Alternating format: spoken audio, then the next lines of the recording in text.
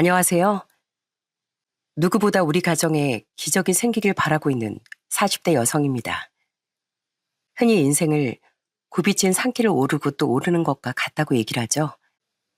제 인생 역시 험난한 산길을 걷는 듯 했습니다. 그럼에도 불구하고 저흰 포기하지 않고 꿋꿋이 헤쳐나가고 있었어요. 그러던 어느 날 저희 가정에 생긴 정말 충격적인 사건 하나로 저흰 또 한 번 무너지게 됐습니다. 지금은 하늘에서 부디 우리에게 기적이 내리기를 바라고 있어요. 저희 가정에 어떤 일이 생겼는지 지금부터 얘기를 해보도록 하겠습니다. 저희 집은 조금 특별한 집안입니다. 부모님 두 분 다 몸이 불편하시거든요. 아버진 태어날 때부터 선천적인 문제가 있었고 엄마는 어릴 적 열병을 앓고 난 후 지적장애가 생기셨습니다. 사회생활이 전혀 불가능할 정도는 아니었지만 일반인처럼 생활하실 수가 없었어요. 그런 두 분이 결혼하면서 태어난 아이가 바로 저랍니다. 사실 저에겐 남들처럼 평범한 학창시절은 없었어요. 어릴 때부터 늘 엄마 아빠의 손과 발이 되어야 했고 그건 저에겐 너무나 자연스러운 일이었거든요. 당연히 제대로 친구를 사귈 수도 없었고요. 또래 친구들은 같이 모여 떡볶이도 먹으러 가고 놀러도 간다는데 저에겐 그런 평범한 일상도 사칠 뿐이었죠. 평생을 그렇게 외롭게 자랐던 저에게 누구보다 따뜻한 손길을 내밀어줬던 사람은 바로 제 남편이었습니다. 저보다 2살이 많았던 남편도 참 기구한 삶을 살아왔어요. 어릴 적 9살 때 아버지가 돌아가시고 난 후 남편의 친어머니는 집을 나가버리셨고 재혼해서 한 번도 남편을 찾지 않았다고 하더라고요. 결국 할머니 손에서 자랐던 남편은 저와 비슷하게 외롭고 쓸쓸한 성장기를 보내왔었습니다. 그렇게 서로 닮은 듯 다른 저희 2사람은 서로를 의지하고 부두으며 제가 20대 후반에 남편은 30대 초반에 가정을 꾸렸어요. 양가가 다 넉넉한 형편이 아니라 번듯한 집을 장만하거나 넉넉하고 여유롭게 살았던 건 아니지만 그래도 서로가 있기에 너무나도 행복했습니다. 특히나 남편은 저희 부모님에게 얼마나 잘했는지 몰라요. 어릴 적 아버지가 돌아가시기 전 그 기억이 뚜렷하다던 남편은 저희 아빠를 친아버지처럼 따르곤 했습니다. 아빠가 목공예를 하는 게 취미셨거든요. 나무를 깎아 이런저런 장식품들을 만드는 걸 즐겨 하셨는데 남편은 그런 아빠의 취미를 너무나 신기해하고 좋아했습니다. 한 번은 그런 남편을 위해 아빠가 열심히 나무를 깎아 선물을 주신 적이 있었어요. 강서방, 이거 자네 걸세. 내가 내내 깎으면서 우리 강서방 잘 되게 빌었으니까 부적처럼 가지고 다니게. 와, 장인어른, 이거 정말 저 주시는 거예요? 와, 엄청 감동인데요. 진짜 저 눈물 날 것 같아요. 아이, 뭘 이런 걸 가지고. 나무 조각인데 눈물까지 흘려? 이게 무슨 나무 조각이에요. 저한텐 이게 금은 보화보다 더 귀중한데요. 장인어른, 제가 이거 평생 제 보물처럼 간직하겠습니다. 정말 감사합니다. 어린아이처럼 기뻐하는 남편을 보면서 누구보다 뿌듯해하던 아빠의 표정은 지금도 잊혀지지 않을 정도입니다. 그렇게 남편은 저희 아빠의 자신감을 불어넣어주는 기특한 사이였고 세심하게 저희 엄마를 챙기는 사랑스러운 사이였어요. 저 역시 그런 남편을 본받아 시할머니께 잘하려고 노력했습니다. 그러던 어느 날 저에게 첫 번째 불행이 찾아오게 된 건 바로 결혼하고서 얼마 지나지 않았을 때였어요. 결혼 1년 차쯤 남편이 30대 초반이었을 때 할머니께서 급작스럽게 돌아가시게 된 거였습니다. 평소 건강이 심하게 나쁘셨던 건 아니었는데 아무래도 그때 당시 80이 넘으시다 보니 길에서 미끄러지고 난 후 병원에 입원하시고선 얼마 지나지 않아 그렇게 허무하게 돌아가신 거였어요. 남편은 장례식 내내 오열하고 통곡하며 슬퍼했습니다. 장례 치르고서 시할머니 댁을 정리하는데도 남편은 마음을 추스르기 힘들어했어요. 방을 정리하다 시할머니께서 오래전부터 쓰셨던 가계부를 봤을 땐 남편은 그 자리에 주저앉아 오열하기도 했습니다. 그 가계부 안엔 온통 사랑하는 손자에 대한 마음이 담겨 있었거든요. 여보, 이것 봐. 나 정말 할머니한테 죄송해서 어떻게 하지? 할머니 평생 나한테만 이렇게 희생하다가 가셨는데 난 그것도 모르고. 이것 봐. 온통 죄다 나한테 쓴 것뿐이잖아. 그러면서 내민 가계부를 보는데 저도 깜짝 놀랄 수밖에 없었습니다. 가계부 안엔 사랑하는 손자의 신발, 가방, 간식 등등 모든 게 다 손주를 위해 쓴 돈밖에 없더라고요. 평생을 그렇게 손자를 위해 살아갔던 시할머니 마음을 그 가계부 하나만으로도 전 알 수 있었죠. 그렇게 한 번의 큰 이별을 겪은 남편은 그때 이후로 더욱 저희 부모님께 잘했어요. 일찍 아버지를 여의고 평생 키워준 할머니와도 그렇게 작별을 했기 때문에 더 이상 후회를 하고 싶지 않다고 얘기를 했습니다. 그런 저희 집에 정말 좋은 소식이 들려온 건 결혼 2년 차 때였어요. 바로 제가 첫 아이를 임신한 거였습니다. 아이를 임신했다는 걸 알고서 남편은 얼마나 행복해하고 좋아했는지 모릅니다. 다복하고 따뜻한 가정을 꾸리는 걸 평생의 꿈으로 생각했던 남편은 제가 임신한 이후부턴 누구보다 더 다정한 남편이 되었죠. 출산일이 다가왔을 때 아이 옷들이며 손수건들을 세탁할 때도 남편은 저에게 하나 맡기지도 않고 본인이 손수 다 세탁을 하기도 했어요. 그런 남편에게 고마워 얘기를 하면 남편은 당연하다는 듯 대답을 하곤 했습니다. 여보, 고마워. 일하느라 바쁜데 요즘 당신 집에 와서도 출산 준비하느라고 더 바쁘네. 쉬지도 못하고 말이야. 내가 해도 되는데. 당신은 만삭이라 배도 무겁고 힘들잖아. 내가 하면 돼. 그리고 우리 아이가 쓸 물건인데 나도 당연히 해야지. 우리 쑥쑥이 얼른 나와라. 엄마 너무 힘들게 하지 말고. 금방 후딱 나와야 한다. 그땐 정말 하루하루가 설레고 행복했습니다. 곧 태어날 아이와 함께 행복한 가정을 꿈꿀 생각만 하고 있었죠.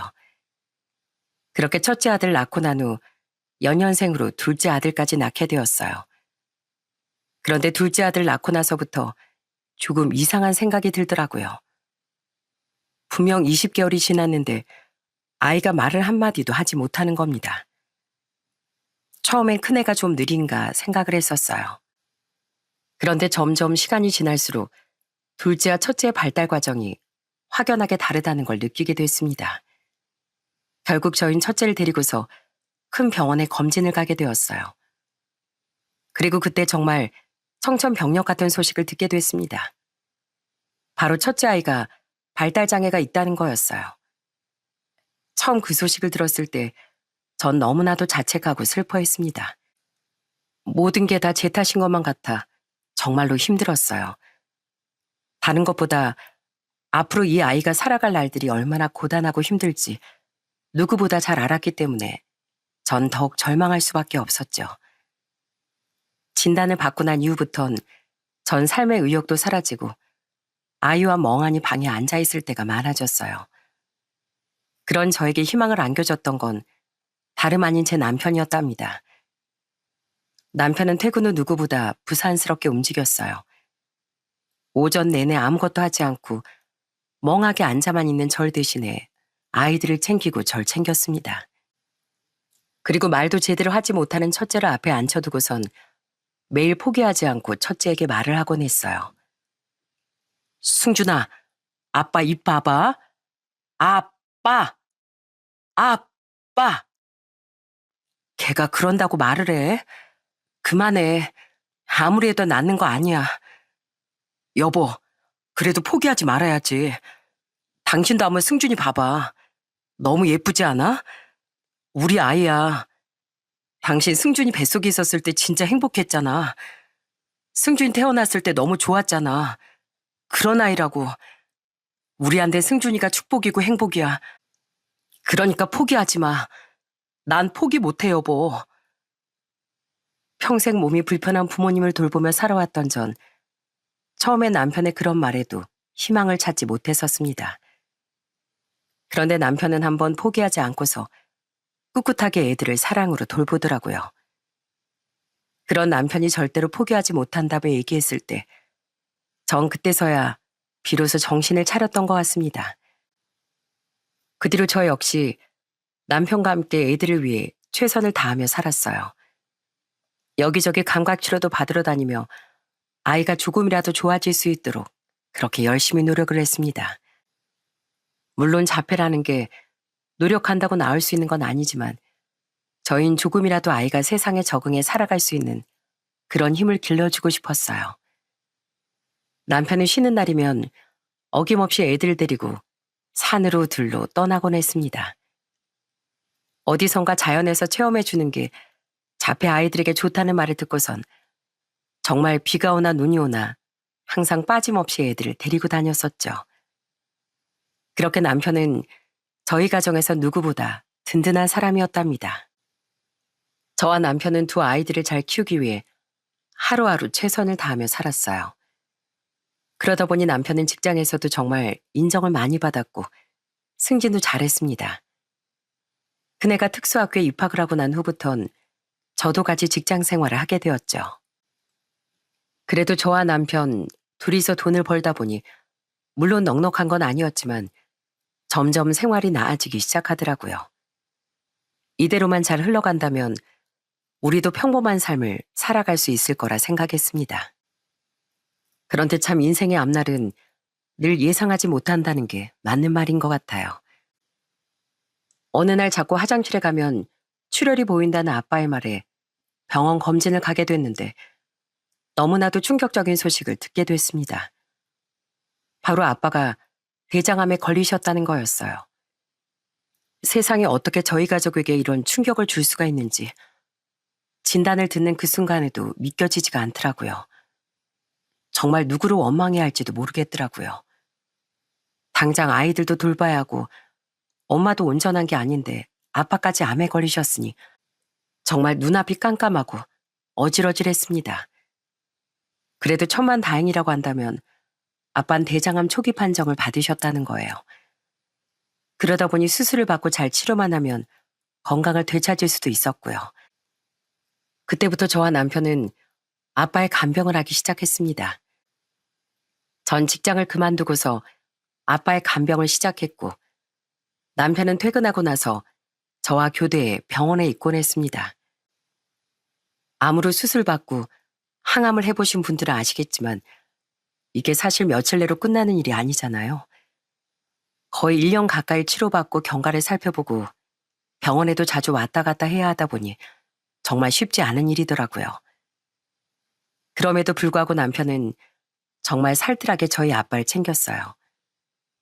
병원에선 거의 남편과 저희 아빠를 각별한 부자 사이로 생각할 정도였답니다. 한 번은 아빠가 항암을 받으시면서 하루 정도 입원을 했던 날이 있었어요.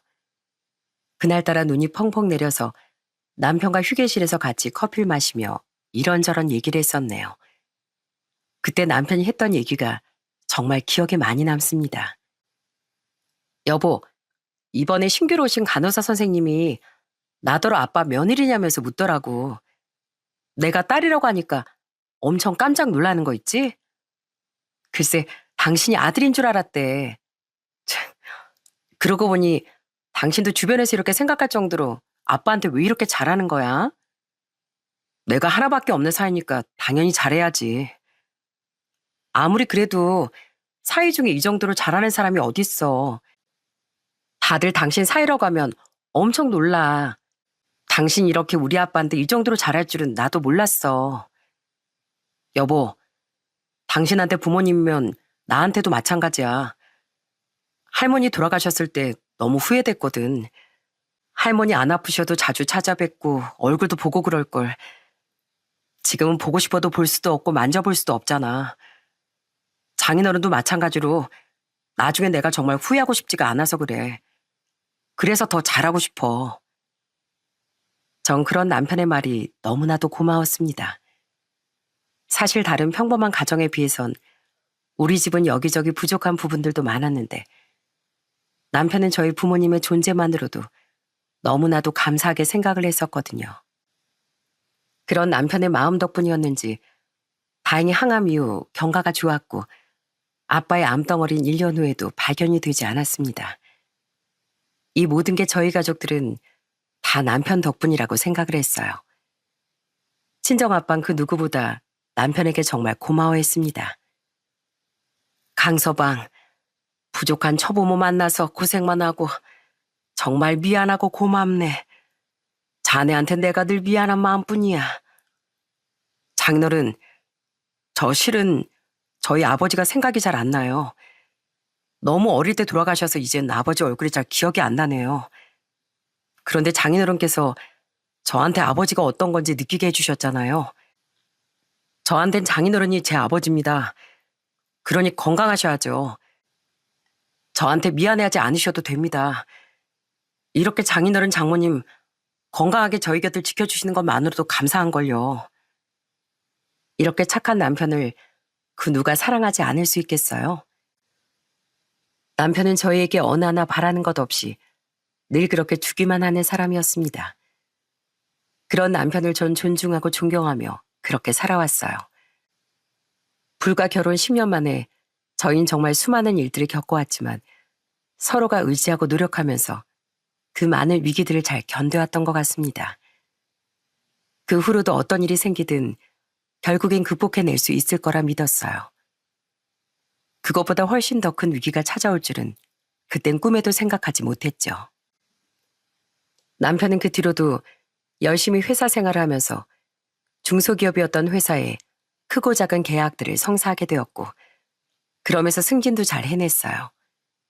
월급도 전보다 많아지면서 저희의 생활은 점점 더 풀리기 시작했습니다.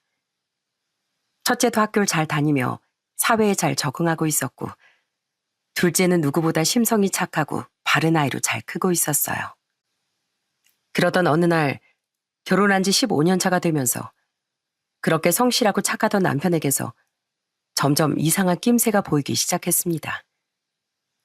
어느 날은 오랜만에 남편이랑 외투를 사려고 시내로 외출을 했는데 남편이 갑자기 걷다가 땀을 뻘뻘 흘리더니 고개도 들지 못하고 바닥에 털썩 앉아버리는 거였어요. 전 너무 놀라 남편에게 물었습니다. 그랬더니 남편의 대답이 정말 충격적이었어요. 여보 왜 이래? 어디 아파? 왜 이러는 거야? 여보, 나 숨을 못 쉬겠어. 뭐라고? 여보, 나 무서워. 그렇게 한참을 숨을 헐떡이면서 식은땀을 줄줄 흘리던 남편은 그 자리에서 움직이지도 못하고 웅크린 채 고통스러워했습니다. 결국 119에 신고를 하고서 급하게 병원으로 실려가게 됐는데 이상하게 병원 검진 결과 신체에는 아무런 문제가 없다더라고요. 각종 피검사에 심전도 거기다 CT까지 다 찍어봤음에도 크게 이상이 나타나지 않자 의사 선생님은 남편에게 이것저것 물어보시더라고요. 검사 결과는 크게 이상은 없으세요. 심장 쪽도 그렇고 뇌 쪽도 그렇고요. 혹시 요즘 스트레스를 많이 받거나 그러세요? 가슴이 좀 답답하고 숨 막히고 갑자기 막 죽을 것 같이 심하게 느껴질 때가 종종 있었어요. 검사상으론 급성 심근경색이나 폐색전증 같은 소견은 안 보이는데요. 혹시 공황 발작이라고 들어보셨을까요? 이 증상이 반복되면 공황 장애일 수도 있어서요. 정신건강의학과에서 진단받아 보시는 게 좋을 것 같습니다. 처음 의사 선생님에게 이 말을 들었을 땐 너무나도 놀랐습니다. 항상 평온하게만 느껴졌던 남편에게 공황 장애라니 너무나 급작스러웠거든요. 그런데 그 후로 남편의 발작 증상은 더 자주 나타났어요. 어느 날부턴 집 밖에 나가는 걸 더 힘들어하기 시작했고 아침마다 배가 아프거나 숨이 차거나 가슴이 쿵쾅댄다며 현관문 앞에서 주저하는 날들이 점점 많아졌어요. 결국 전 남편의 손을 붙잡고서 정신의학과로 향하게 됐습니다. 그 결과 남편은 공황장애 판정을 받게 되었어요. 그때까지만 해도 전 남편의 상황을 제대로 알지 못했습니다. 정말 주변에서 다들 칭찬이 자자할 정도로 부장으로서 일도 성실하게 잘하고 직원들도 남편을 잘 따랐었거든요. 그런데 남편은 저에게 자신의 상황을 꽁꽁 숨기고 혼자서 힘들어하고 있었던 거였네요. 어느 날 남편이 집 앞 산책을 하자며 제 손을 이끌더라고요. 그렇게 둘이서 조용히 걷고 있는데 갑자기 남편이 덤덤하게 얘기를 꺼냈습니다. 전 남편이 꺼낸 얘기를 듣고서 정말 그 자리에 우뚝 서서 눈물을 펑펑 흘릴 수밖에 없었어요. 알고 봤더니 남편은 회사 구조조정 대상이 된 거였습니다. 여보, 미안해. 내가 어떻게든 버텨보려고 했거든. 근데 좀 힘드네. 이미 회사에선 정리하려고 했던 상황인지 다시 받아줄 기미가 안 보여. 나 솔직히 이제 더는 못하겠어. 다른 사원들도 나한테 말도 못 걸고 눈치만 보고 있는 것도 보기 힘들고. 당신 그걸 왜 나한테 말 안 했어? 어? 왜 나한테 이런 일이 있었다 말을 안 했냐고. 뭐하러. 나만 잘 버티면 된다고 생각했지 뭐. 조금만 버티면 괜찮아지겠지 했는데 나도 너무 힘든가 봐. 아프니까 이젠 도저히 못하겠다. 미안해 여보. 미안하긴 뭐가 미안해. 내가 더 미안하지. 왜 그걸 혼자 그냥 미련하게 견뎠어. 그냥 더럽고 치사하다고 소리라도 지고 나와버리지. 얼마나 힘들었어 그래. 속으로 얼마나 힘들었어 여보. 남편은 그동안 제가 걱정할까봐 회사 사정을 말하지 않았었는데 정말 TV에서나 볼 법한 일을 겪어왔던 거였어요. 구조조정 대상으로 올라오기 전에 회사 측에서 이미 압박이 들어왔나 보더라고요. 그런데 남편이 정리를 하지 않겠다고 버티자 결국 자리를 아예 한쪽 구석으로 따로 마련하고선 그대로 방치된 거였습니다. 10년을 넘게 일해왔던 직장이었는데 한순간에 다른 직원들에게서도 눈길조차 못 받으며 외면받게 됐으니 남편이 심적으로 힘들 수밖에 없는 거겠죠. 결국 공황 장애까지 얻고 나서야 남편의 회사 생활은 끝이 났답니다. 너무나도 착하고 성실하게 살았던 남편에게 결국 남은 거라곤 공황 증상이라는 게 너무나도 슬프더라고요. 그렇지만 현실은 더욱 냉혹했습니다. 그렇게 회사를 나오고 나서 한동안 전 남편이 푹 좀 쉬었으면 좋겠다고 생각했어요. 그렇지만 현실이 어디 그럴 여유가 있겠습니까? 남편은 채 하루도 쉬지 못한 채 바로 막노동이며 배달 알바며 택배 상하차며 대리운전 등등 할 수 있는 일들은 다 하기 시작하더라고요. 그런 남편을 보면서 어찌나 짠한 마음이 들었는지 모릅니다. 그래서 남편에게 하루쯤 쉬라고 급구 만류를 했었지만 남편은 그저 방긋 웃으며 농담을 하곤 하더라고요. 여보, 안 피곤해? 내일은 그러지 말고 좀 쉬어. 어? 나도 일하고 좀 아끼면서 살면 돼. 당신 그러다가 쓰러져. 병원에서도 그랬잖아. 좀 쉬고 안정 찾아야 한다고. 걱정하지 마. 내 몸은 내가 제일 잘 알아, 여보. 난 어떤 일에도 쓰러지지 않을 자신이 있어. 내가 요즘 얼마나 기운찬데. 오히려 살고 있다는 느낌이 들어서 얼마나 좋은지 몰라. 그러니 걱정 마, 여보. 그렇게 남편은 정말 꺾이지 않는 나무처럼 든든하게 저희 가족을 지켜줬습니다. 힘든 일이 아무리 찾아오고 세찬 바람이 불어와도 남편은 쓰러질 것 같다가도 다시 굳세게 일어나곤 했어요.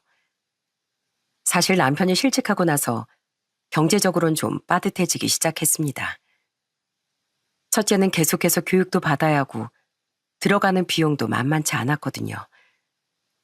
남편은 어떻게든 재취업을 해보려고 했지만 현실은 녹록지가 않았고요. 여기저기 이력서를 넣어봐도 연락이 오는 곳이 없더라고요. 그러다 보니 1년을 넘게 남편은 대리운전이며 배달 일을 계속 하게 됐습니다. 그러다 어느 날은 남편도 좀 힘이 들었는지 일찍 대리운전을 마치고서 집에 와선 못 마시는 술을 마신 적도 있었어요. 그러면서 저한테 하는 말이 미안하다더라고요. 여보, 미안해. 요즘 이상하게 대리운전 부르는 사람이 없네. 나도 돈을 많이 벌어다 주고 싶었는데 미안해, 여보. 미안하긴 당신 밤낮 없이 나가서 고생하는데 상황이 이런 건데 어쩔 수 없지 뭐. 괜찮아. 허리띠 좀 더 졸라매면 될 거야. 내가 괜히 못 버티겠다고 아파버리는 바람에 금방 취직될 줄 알았는데 그것도 생각보다 쉽지가 않네. 내 나이는 생각도 안 하고 말이야. 안 그래도 당신 고생 많이 했는데 당신한테 계속 미안한 마음만 들어. 아우, 여보, 괜찮아. 살다 보면 이런 일도 있고 저런 일도 있는 거지.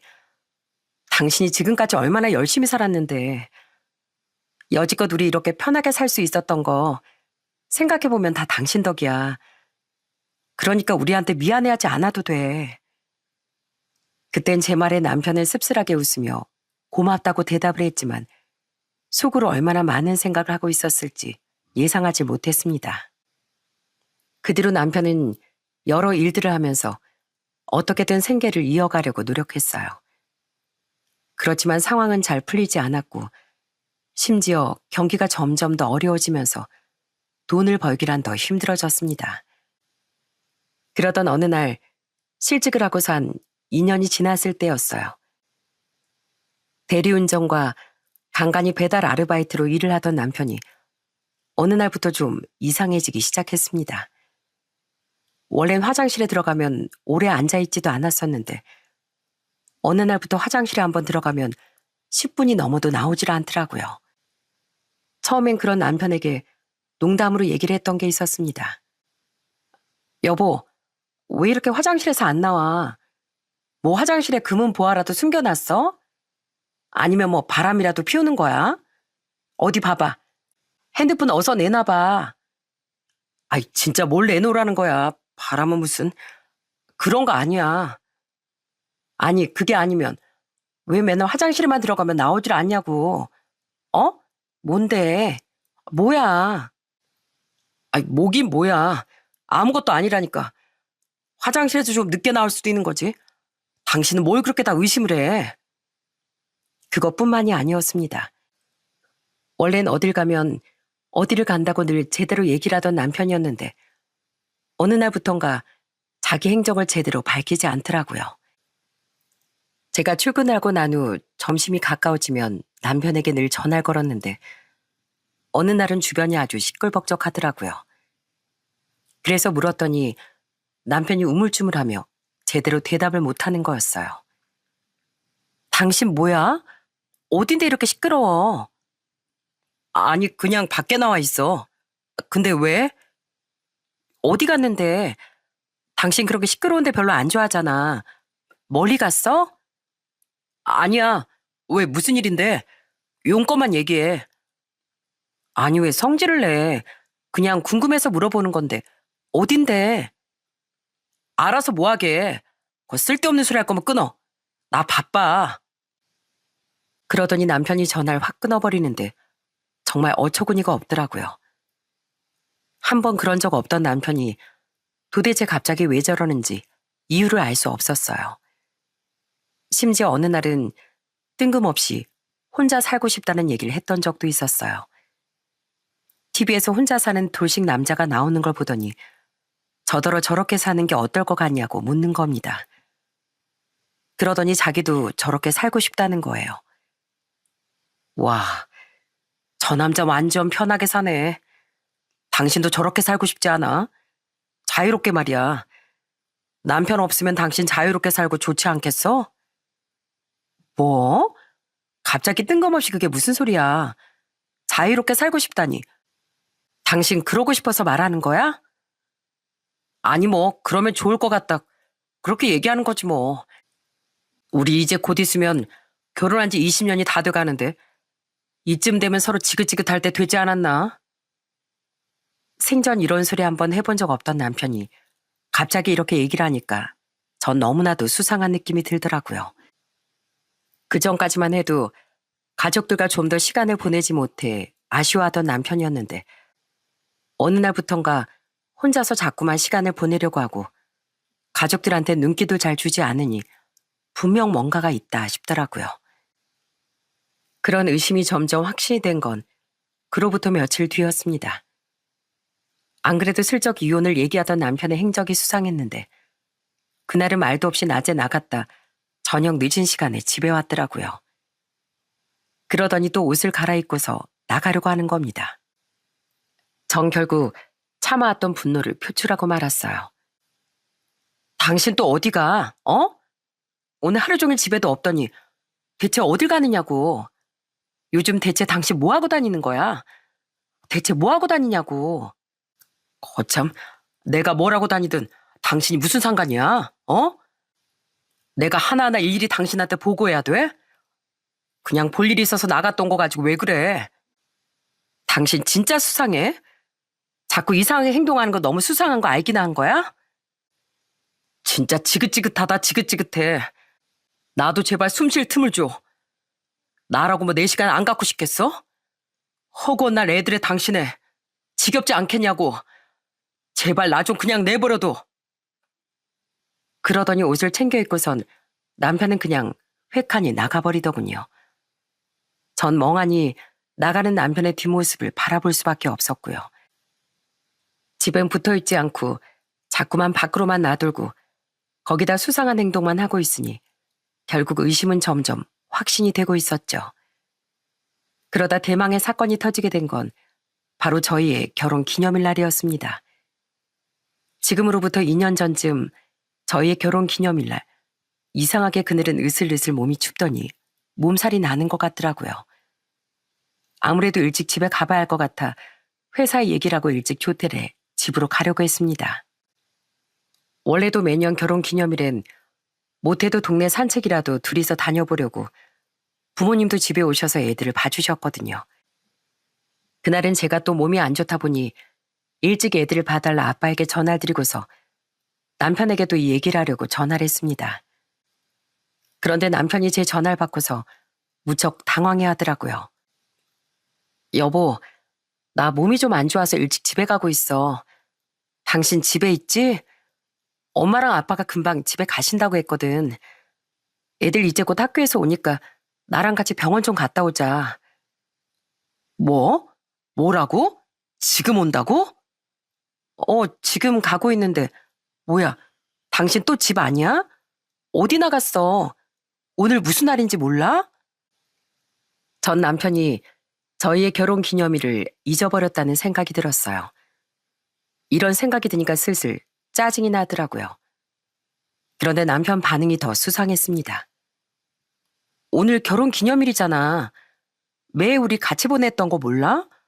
당신 진짜 왜 그래? 아니 그게 아니라 나 지금 집인데 그저 여보 미안한데 그럼 30분만 좀 늦게 와줘. 장모님이랑 장인어른한테도 그렇게 얘기해주고 집도 안 치웠는데 갑자기 이렇게 온다고 그러면 어떡해. 나 금방 치울 테니까 일단 그렇게 얘기 좀 해줘. 알았지? 그게 무슨 소리야. 갑자기 집을 치우겠다니. 그런 게 좀 있으니까 조금만 천천히 오라고. 그러더니 제 전화를 바로 끊어버리는데 너무 수상하더라고요. 안 그래도 그전부터 남편의 행적이 너무 수상했는데 집에 간다는 아내한테 천천히 오라고 얘기를 하니 더욱 수상할 수밖에 없었죠. 전 그래서 남편의 말을 듣지 않고 바로 집으로 달려갔습니다. 그랬더니 마침 친정아빠도 도착을 하시고 올라갔는데 집이 너무나도 고요한 거예요. 분명 남편 신발은 그대로 있는데 저희가 들어와도 남편이 방에서 나오질 않는 겁니다. 이게 도대체 무슨 일인가 해서 방 곳곳을 열어봤는데 안방에도 애들 방에서도 남편이 보이질 않더라고요. 그렇게 살펴보다 전 화장실 문을 열어보게 되었어요. 그 순간 전 화장실 문을 열고서 정말 경악을 금치 못했어요. 눈앞에 펼쳐진 광경에 전 다리에 모든 힘이 풀려 주저앉고 말았습니다. 그때 제 눈에 보였던 건 온통 피범벅이 되어버린 욕실이었어요. 피가 여기저기 퍼져 있는데 급하게 닦아내려고 한 흔적까지 있더라고요. 정말 태어나서 그런 광경은 실제로 처음 봤네요. 엉망이 된 화장실을 보며 이게 현실인가 싶을 정도로 놀랐답니다. 그러다 안쪽을 보니 남편이 그 자리에 쓰러져 있더라고요. 전 너무 놀라 바로 일어난 남편에게 달려갔습니다. 여보, 정신 좀 차려봐. 여보. 아무리 제가 소리를 쳐도 남편은 끙끙대며 일어나지 못했어요. 입가에는 온통 피가 묻어있고 식은땀을 줄줄 흘리며 힘들어하는데 그 모습을 보고서 전 손발이 부들부들 떨리기 시작했습니다. 급하게 아빠에게 신고를 하라고 소리를 치고선 결국 남편은 병원으로 실려가게 되었어요. 그리고 너무나도 충격적인 사실을 그때서야 알게 됐습니다. 남편은 정말 큰 병에 걸린 거였어요. 바로 남편이 폐암 말기였던 거였습니다. 들어보니 남편은 어느 날부턴가 기침이 심해졌다더라고요. 처음엔 대수롭지 않게 생각하고서 넘어갔는데 어느 순간부턴 기침을 할 때마다 피가 섞여서 나오기 시작했고요. 그래서 병원에 가봤는데 이미 3기에서 4기로 넘어가고 있다는 진단을 받았더라고요. 그런데 문제는 암 말기가 되면 더 이상 손쓰기도 힘들고 수술이 어려울 뿐더러 거기다 생존율도 20% 정도로 무척이나 낮았기 때문에 남편은 진단을 받고 난 이후 모든 걸 포기한 상태라는 거였습니다. 이 바보 같은 남편은 저에게 더 이상 짐을 짊어지게 할 수 없어 저한테 그동안 얘기도 하지 않고 저와 가족들에게 정없이 모질게 굴며 그렇게 정을 떼어내려고 했던 거였죠. 지금까지 화장실에서 오랜 시간 나오지 않았던 것도 기침을 하면서 객혈 때문에 여기저기 묻어버린 피를 닦아내고 고통을 참느라 쉽게 나오지 못했던 거였습니다. 그런데 시간이 흐를수록 증상이 더 심해졌고 그날은 객혈 증상에 통증까지 심했는데 제가 급작스럽게 온다고 연락이 오자 부랴부랴 화장실을 치우다 고통 속에 쓰러지고 만 거였어요. 그 얘기를 들으면서 전 이 모든 상황을 아무것도 모르고 있었다는 게 얼마나 슬프고 괴로웠는지 모릅니다. 남편의 진심은 하나도 모르고서 오히려 의심을 하고 있었다니 제 자신이 너무나 바보 같더라고요. 지금까지 이야기를 담담하게 털어놓으며 멍하니 진통제를 맞으며 누워있는 남편을 보는데 전 원망스러운 목소리로 울며불며 얘기를 했습니다. 정말 처음엔 제 자신이 너무 미워 화도 나더라고요. 당신 이게 뭐야? 어? 이게 뭐냐고. 암이면 암이라고 얘기를 해야지. 언제까지 나한테 숨기려고 했어? 언제까지 나한테 말 안 하려고 했냐고. 내가 누구야? 어? 강인성 마누라잖아. 근데 왜 나한테 얘기를 안 해? 이렇게 가버리면 내가 좋아할 줄 알았어? 이러면 내가 당신한테 잘했다고 할 줄 알았냐고. 여보 울지 마. 미안해. 나 치료 못한대. 수술 못 받아. 괜히 항암하고 뭐 한다고 치료비 들면 나중에 그걸 다 어떻게 감당하려고. 당신한테 말했다간 당장 치료받자고 난릴 텐데 내가 그걸 어떻게 얘기해. 나 어차피 6개월밖에 안 남았대. 그래서 나중에 얘기하려고 했어. 나중에 얘기하면 어쩔 건데. 나더러 평생 죄책감에 살라고 그러려고 그랬던 거야? 난 그것도 모르고 당신이 수상하다고만 생각했어. 이렇게 아픈 줄도 모르고 그렇게 당신 의심만 했다고. 내가 바보같이 당신 의심만 했다고. 내가 당신 말고 누가 있어. 울지 마. 울지 마, 여보. 남편은 그렇게 제 등을 토닥이며 절 위로하더라고요. 어떻게 제가 남편의 상황을 끝까지 모르고 있었을까요? 너무나 미안하고 또 죄스러웠습니다. 아이들을 챙긴다는 이유로 누구보다 우리 가정의 제일 중요한 남편을 제가 살펴보지 못했다는 게 정말 너무 마음 아프더라고요. 생각해보니 요 며칠 남편이 좀 야위었다 싶었는데 하도 모질게 군이 그것조차도 이상하다는 생각도 안 했습니다. 같이 밥을 잘 먹으려고 안 하던 것도 그저 전 수상하게만 생각을 했었고요. 몸이 안 좋고 아프니까 그 모습을 들킬까 자꾸만 우릴 피했던 건데 전 그것도 모른 채 의심만 했던 거죠. 그러다 겨우 정신을 차리고서 심각한 문제를 왜 여지껏 얘기도 하지 않았는지 정말 이대로 세상을 떠날 생각이었는지 남편에게 물었더니 남편이 하는 말이 더욱 제 마음을 아프게 하더라고요. 당신 근데 왜 나한테 얘기를 안 한 거야? 어? 아무리 그래도 나한테 얘기를 했어야지. 아무리 수술 못 받는다지만 어찌됐건 시도는 해봐야 하는 거잖아. 당신 없이 우리가 어떻게 살라고. 그래서 나중에 다 얘기하려고 했지. 나 암보험 든 거 당신 알지? 그거 꽤나 많이 나올 거야. 평생 먹고 살 만큼은 아니겠지만 그래도 당신하고 우리 애들 어느 정도 버틸 정도는 될 거야. 그거 당신한테 마지막으로 주고 가려고 했지. 안 그래도 힘든데 당신한테 나까지 짐을 짊어지게 하면 당신은 어떻게 살겠어? 그게 다 무슨 소용이야. 당신이 없는데 그 돈이 다 무슨 소용이냐고. 우리한테 필요한 건 그 돈이 아니고 당신이야, 당신. 당신이 어떻게 나한테 짐이야. 우리한테 어떻게 짐이냐고. 그런 소리 하지 마. 당신 절대로 그런 소리 하지 마. 알았어. 당신 이렇게 알았는데 이젠 숨기려고 해도 못 숨기잖아. 이 착하디 착한 우리 집 가장은 자기 목숨보다 이후에 남을 저와 애들 그리고 저희 부모님 걱정만 한 거였습니다. 괜히 치료비를 쓰지 않게 버틸 만큼 버티고서 사망보험금이 나오면 그걸로 저희가 생활할 수 있게 되니 그 생각으로 버틴 거더라고요. 그 말을 듣는데 진짜 억장이 무너지더라고요. 결혼을 한 이후로 남편은 저희 가족에게 너무나도 든든한 가장이자 남편이었고 아빠였거든요. 저에게도 너무나 소중한 남편이었지만 다른 식구들에게도 남편의 의미는 너무나도 컸습니다. 친정아빠도 역시 침대에 누워있는 남편을 보고서 눈물을 많이 흘리셨어요. 자네, 강서방, 자네가 왜 포기를 하나? 자네가 날 살렸지 않은가? 자네 덕에 내가 이렇게 멀쩡히 살아있는데 자네가 왜 포기를 해? 포기하지 말게. 내가 자네 살릴 테니 포기하지 말게나. 장인어른, 정 괜찮습니다. 저 정말 괜찮아요, 장인어른. 많이 놀라셨죠? 정말 죄송합니다. 죄송할 게 뭐가 있어. 자네한테 우리가 미안하지. 우리가 먼저 알았어야 하는 건데 자네한텐 정말 미안하네. 그래 얼마나 힘들고 고통스러웠나. 누구보다 내가 자네를 알았어야 하는 건데 정말 미안하네. 그렇게 남편이 끝까지 숨기려고 했던 진실이 밝혀지게 됐습니다. 그 후로 저흰 남아있는 남편의 시간을 어떻게든 잘 보내보려고 노력을 많이 했어요.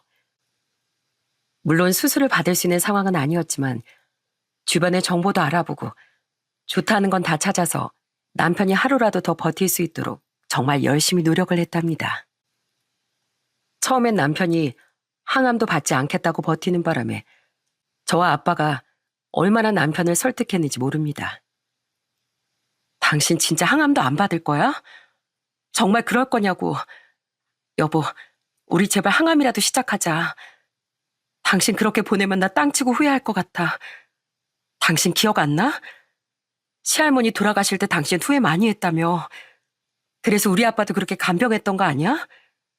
나 당신 그렇게 가면 평생 마음 편히 잠도 못 자. 그래, 강서방. 할 수 있는 건 다 해봐야지. 자네가 우리한테 얼마나 헌신 다 했는데 자네 그렇게 가버리면 우리는 어떻게 살겠나. 제발 끝까지 포기하지 말게. 내가 이렇게 부탁하네. 그렇게 몇 날 며칠을 남편에게 간곡하게 부탁하고 부탁한 후에야 겨우 남편은 항암 치료를 시작하게 됐습니다. 사실 항암을 받는 것도 쉬운 일은 아니었어요.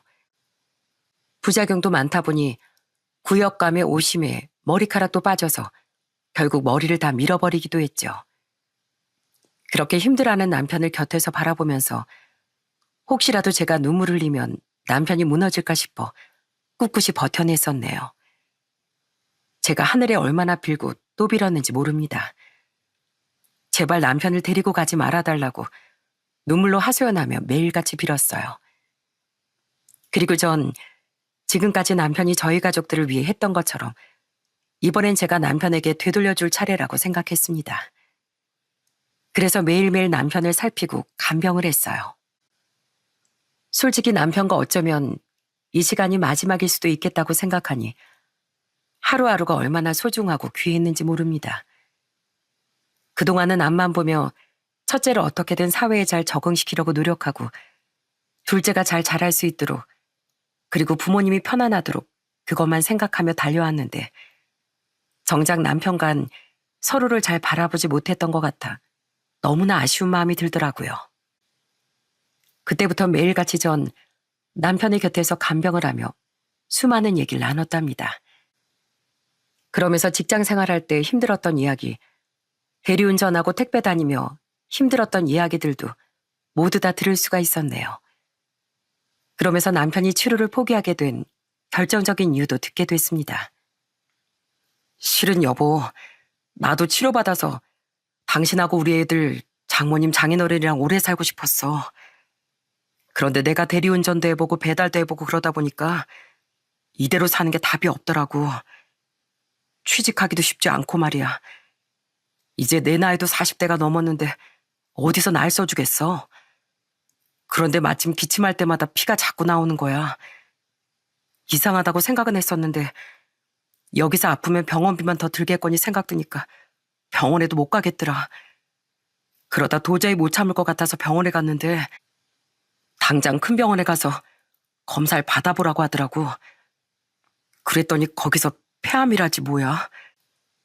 어차피 수술은 못하고 치료받아도 더 살지 말지 장담 못한다는데 어떻게 내가 치료를 받겠다고 하겠어. 그 돈이라도 좀 아껴야지 싶었지 뭐. 당신 왜 그렇게 생각했어? 우린 다른 것보다 당신 없는 게 제일 힘든데 우리 가족들 이렇게 행복하게 살아야지. 그래, 맞아. 이제 생각해보니까 내가 얼마나 어리석은 판단을 했는지 알겠더라고. 치료받다 보니 더 살고 싶고 더 견디고 싶어. 미안해, 여보. 그동안 혼자 그 고통과 두려움을 견디고 있었다고 생각하니 얼마나 안쓰럽고 슬펐는지 모릅니다. 생계는 점점 어려워지고 방법은 없으니 결국 치료까지 포기하게 되었다는 그 말이 너무 마음이 아프더라고요. 가장으로서 일거리도 줄어들고 벌이가 적어지니 입이라도 하나 줄어들면 더 낫지 않을까 생각했다는 게 너무나 슬프더군요. 전 남편이 다신 그런 마음을 갖지 않도록 더 열심히 옆에서 간병을 했어요. 남편에게도 절대 그런 생각해서는 안 된다고 단호하게 얘기도 했고요. 그리고 지금 치료를 시작한 이후로 1년 5개월째 남편은 아직까지 저희 곁을 지키고 있습니다. 당시 6개월밖에 남지 않았다고 할 정도로 심각했지만 그 기간을 넘어 아직까지도 잘 버티고 있습니다.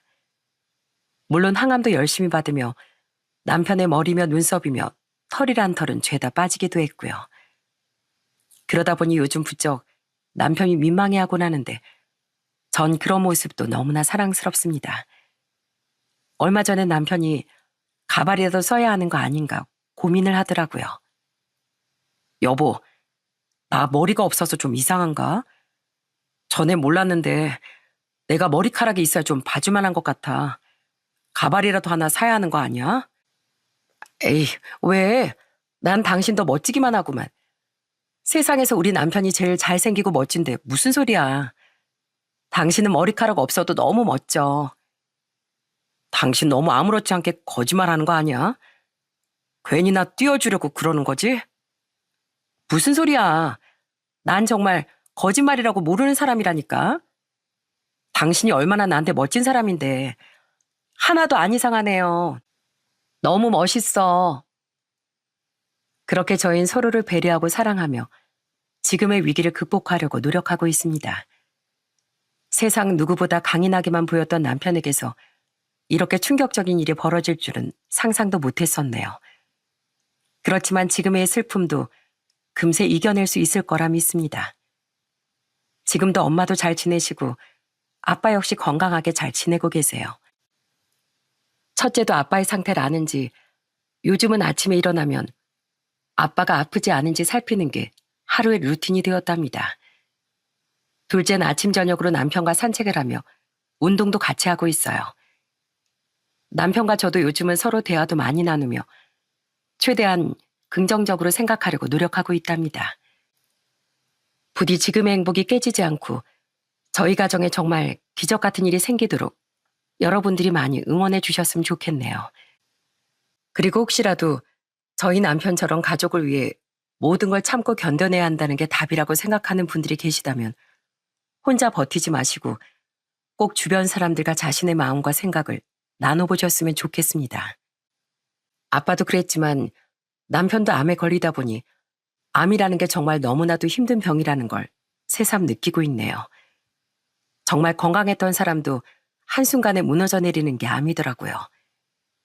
그렇지만 이 세상 모든 한우분들이 부디 나쁜 암과의 싸움에서 꼭 이기셨으면 좋겠어요.